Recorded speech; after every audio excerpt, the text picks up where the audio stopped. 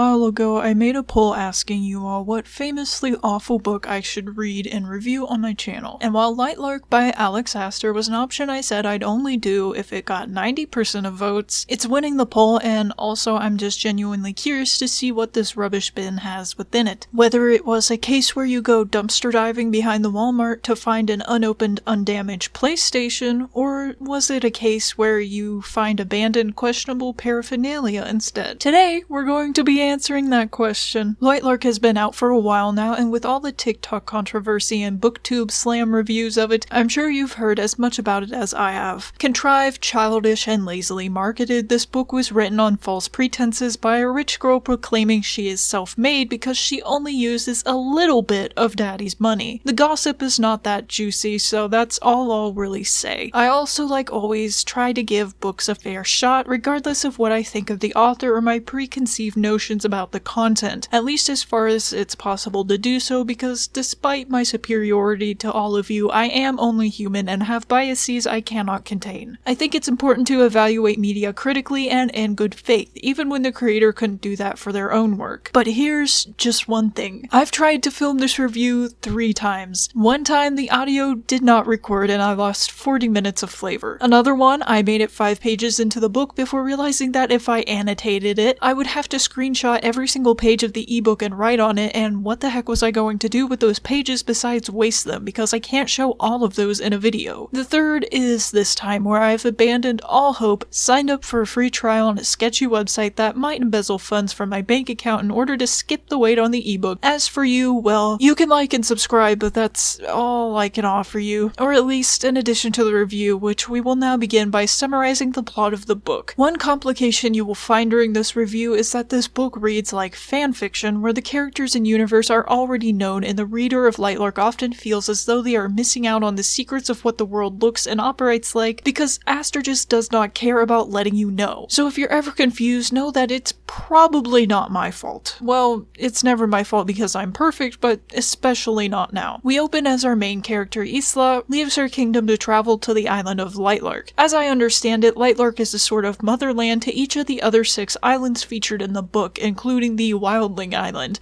where Isla is from. It is the ancient source of all these islands' magic, and as Lightlark is in shambles, the other realms are also struggling. Long ago, some witch placed a curse on the island, each one being different. Lightlark is where all 6 leaders meet to supposedly battle to the death and essentially offer one leader as a blood sacrifice to end the curses. They fight for this because if a leader of the realm dies, their entire kingdom dies, because, you know, magic or something. But the Centennial, which this battle is referred to as, the Centennial is to actual conflict as 7 minutes in heaven is to actual romance. But let's just take all of this at face value and move on, because that's going to make this a lot less painful for both of us. And trust me, we'll dig into some of this later. Isla's big woe in life is that she does not have powers. Where the members of all realms are imbued with magical powers related to their realms, as well as curses relating to their magics, Isla was born without powers and without a curse. While her realm is cursed to eat hearts because their powers include flawless beauty, incredible riz, and a connection with nature that would make cannibalism both deeply emotionally disturbing and complicated, Isla is just chillin' and has to get past various tests of powers with clever tricks that, to Aster's credit, are sometimes actually clever. Hey, I'm trying to be nice here. Anyways, after being seen off by her realm, Isla goes through a portal and nearly Bella swans herself off of a cliff, only to be saved by Grimshaw. Can we just appreciate how the emo love interest is literally named Grim, because Aster just does not care. She's now on Lightlark and we are introduced to all of the other rulers as well and learn a bit more about their curses. They don't really matter, so I won't detail them here, but we will talk about them eventually. All you need to know is that Celeste, a fellow ruler, is Isla's bestie that she snuck out of her guarded home to meet for years before the Centennial. Very quickly, Isla gets rizzed by Grimshaw and publicly blows her cover about not being able to eat anything but human hearts by going chocolate tasting with him like the 3rd day of the Centennial, because Alex Aster does not care. And neither does anyone else in the book apparently, because it's never brought up again and nobody questions it. Next, Isla visits the tailor, who performs some Cinderella level magic to tailor her a new dress. Also, I was just picturing like bippity boppity boop the entire scene. Even funnier is the fact that young, trained, but very inexperienced Isla nearly beats the King of Lightlark in a sword duel. The King of Lightlark, who is the king of the 6 realms, it has hundreds of of years old and has fought and won wars. And this is the first competition. The stakes are abysmally low. Celeste and Isla plan to be the inexperienced newbies as a tactic, and this throws quite a hitch in that for obvious reasons. Celeste and Isla plan to be paired up later in the competition so they can find an item called the Bond Breaker, which has the power to break their curses if they shed blood to it. Put a pin in that and ignore how losing 50% of your blood is still not very optimal. Not very optimal either is when Isla is pinned in quite the jiffy, as during a dinner the leaders are requested to demonstrate their powers unexpectedly. But instead of actually doing that, she just shows off her fighting skills and everyone is fine with it because it's more convenient that way and Alex Aster does not care. Afterwards, each ruler is required to host some kind of competition, and during Celeste's demonstration, each ruler has to face a magic mirror that shows them their deepest fear. Here we will find a reoccurring theme where parts of this book remind you, eerily so, of other YA fantasy. This is like Divergent meets Harry Potter right now. Anyways, Isla's fears being trapped in her room the rest of her life. Understandable because until the Centennial, she was locked up to keep herself from,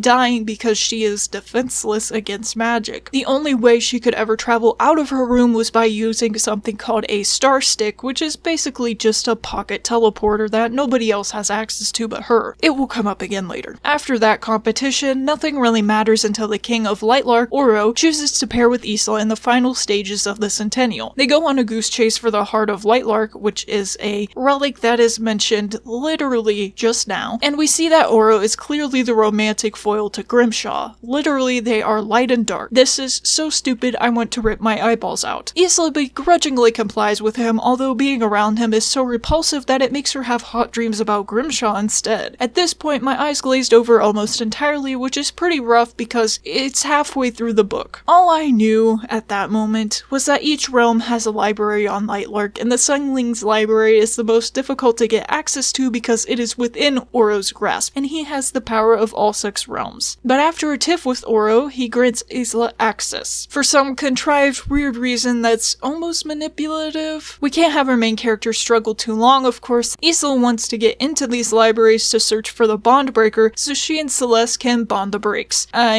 Break the bonds. It is finally that we come to the first crescendo of the Centennial.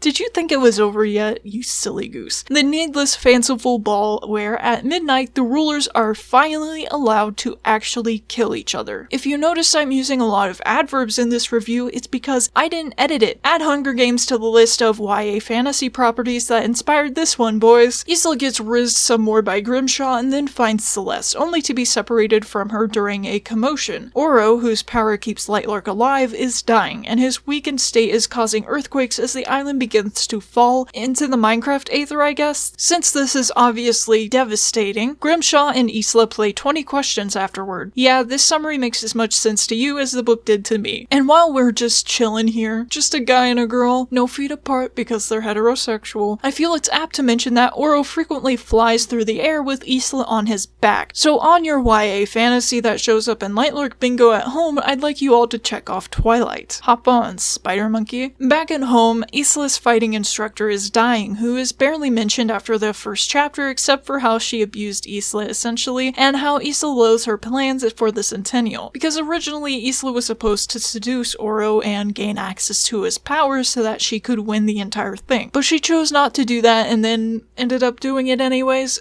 We'll get there. Isla's star stick, which again allows her to teleport whenever the plot needs it, also functions as a looking glass whenever the plot needs it. So on your bingo, please check off Beauty and the Beast retelling that isn't actually a retelling. Afterwards, it's revealed to Oro that Isla has no powers, and he betrays her by not only switching partners to be with a ruler named Cleo, but revealing Isla's curse to everyone else. Grimshaw whisks her away immediately to his palace to save her, as she is suddenly extremely vulnerable. Speaking of romantic betrayal, the spicy dreams Isla has been having about Grimshaw are revealed to have been quote-unquote sent by Grimshaw himself using his powers. So this cements to me that Grimshaw is just Edward from Twilight if the stick up his rear end was pulled out just a little bit, because that's insanely strange and manipulative behavior. Also, this power to specifically send dreams to people was never mentioned before in the book and never comes up again. Grimshaw has the power of illusions and can manipulate the senses of the mind to create them, yes, so it does make sense, but it's just a throwaway thing mentioned so that Grimshaw can sexually harass Isla, because because, well, we'll get to it. Oh, but, I hear you cry, and I know what you're going to say, but it was still unconsented to at this point, and Isla doesn't know what's coming up, so it's still very strange and gross for Grimshaw to have done this. Extremely invasive. Even Isla says that it felt invasive and wrong. Even worse, it's stated that although she didn't consent to it, she liked it. So obviously it's fine that he never got her consent, because she liked it anyways. Someone please get HR on the phone. Another thing that is produced from nowhere is Carmel, an event that takes place on the 75th day of the centennial, which all of the participants must attend. Before that though, Isla encounters Cleo in the woods, who I haven't mentioned much because she's literally nothing. She is nothing except the sassy, mean-spirited, girl-hating foil to Isla whose only purpose is catfights and diversion. She traps Isla, and Isla actually struggles for once in the book. She then threatens Cleo with this. Cleo had a minor side character killed, and this led Isla to conclude that Cleo spun the curses, so she threatens to release that knowledge. But Cleo has Isla trapped in a bunch of ice because she has moonling powers, and, well, it's clear who has the upper hand here. A group of ne'er-do-wells finds her frosting to death, but before they can take her away to feast upon her like the Wicked Witch in the woods, Oro saves her because Isla has main character syndrome and must always be saved. He also reveals that he didn't actually betray Isla when he switched partners. Well, he did, but he was actually just using Cleo to get access to her realm to look for the heart of Lightlark there. So he did betray her and hurt her trust and feelings, even though her trusting him after like a month of brief conversation is dumb to begin with, but you know, everything is fine because it worked out in the end, which is a great message to give to readers. Lying and scheming and leading people astray and almost getting people killed is fine because the ends justify the means, even if you deeply hurt the feelings of the people you care about along the way. Thank you, Aster. Very cool. Oro also guilt trips Isla because he has the ability to know when people are lying to him, and she's lied to him a bunch, even though from what I remember most of her lies were in order to protect herself because she didn't have powers? That's not manipulative or creepy at all. Did I mention they're in his bedroom? Oh, and he also stalked her the entire time to make sure she was safe. Swoon. But it's okay, because he promises her the ultimate power prize and she threatens to eat his heart if he betrays her. Certified girl boss moment for Bella Swan.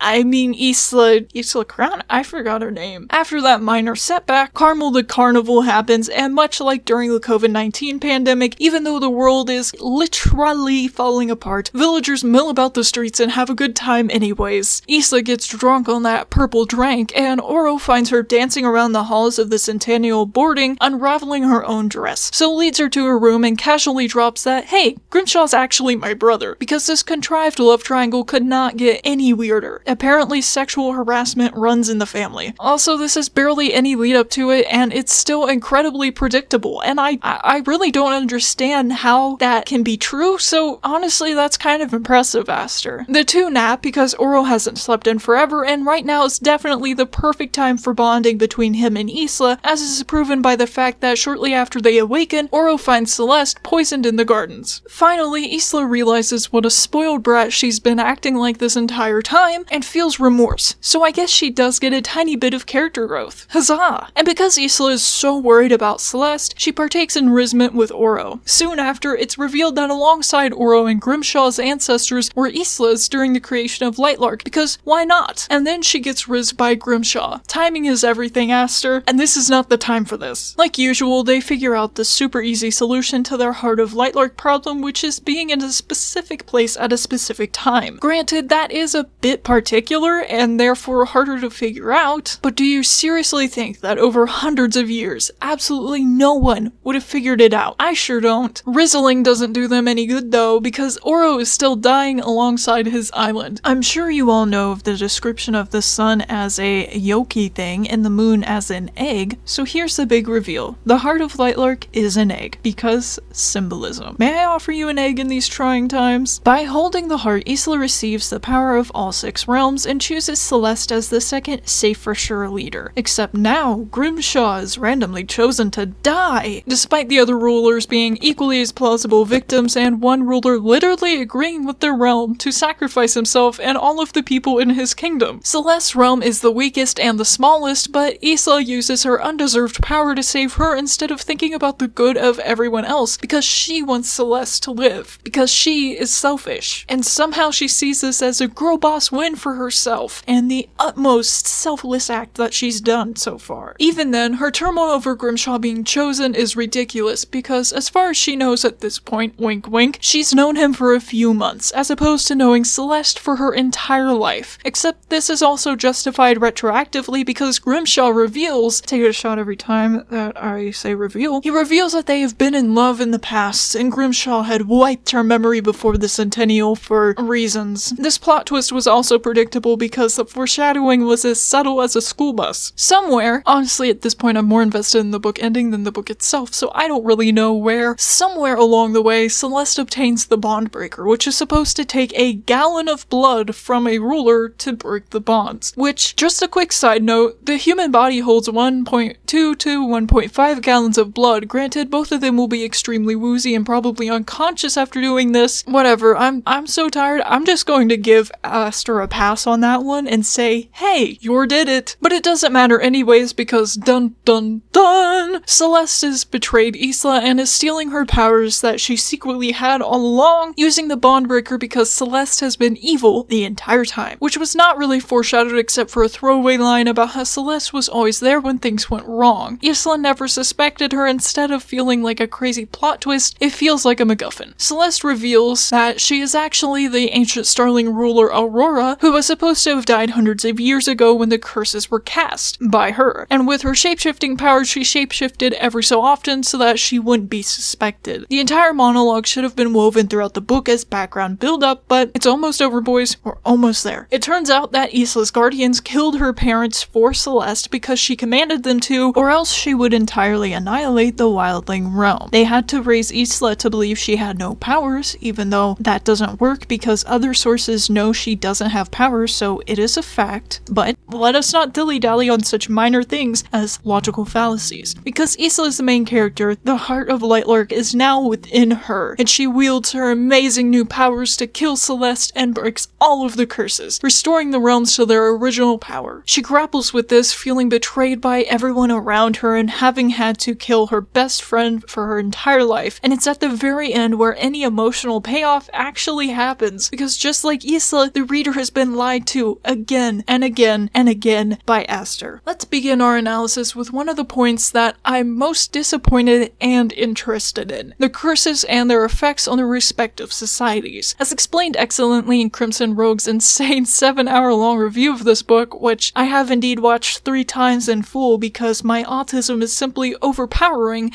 these curses have something to be desired, as it were, and there are so many interesting implications for the societies they're in that just aren't addressed, explained, or even thought of. There are some interplays between realms, such as other realms looking down on Isla's wildlings because they curse to eat human hearts, and in this world, cannibalism is still a very taboo thing. They think wildlings are, well, wild and disgusting. This creates social friction that feels like a natural evolution. But as Crimson Rogue also points out, where these hearts are sourced is explained in an impossible way. The book says that even though there are thousands of wildlings, they supposedly live off of the hearts of thieves who want to steal the jewels that are so commonly grown in wildling territory. However, given that the populations of each island are abysmal and people are apparently dying right and left, how in the world are there enough thieves to sustain a population of even a few hundred? Even then, the wildling population would be declining at an insane rate because they would have to kill each other to survive, canonically once or twice a month. I work in a restaurant and we barely have enough T-bone steaks to feed 100 people for a week, and it's not like you can order thieves on demand. If Aster was willing to make this book really messed up and to give the realms a reason to really hate wildlings, why not have the wildlings breed people specifically to be born and killed as heart donors? That would be super unethical, but given the rules their society must abide by, it might be the only way they could survive, creating a conflict of interest and a deep philosophical problem to be solved.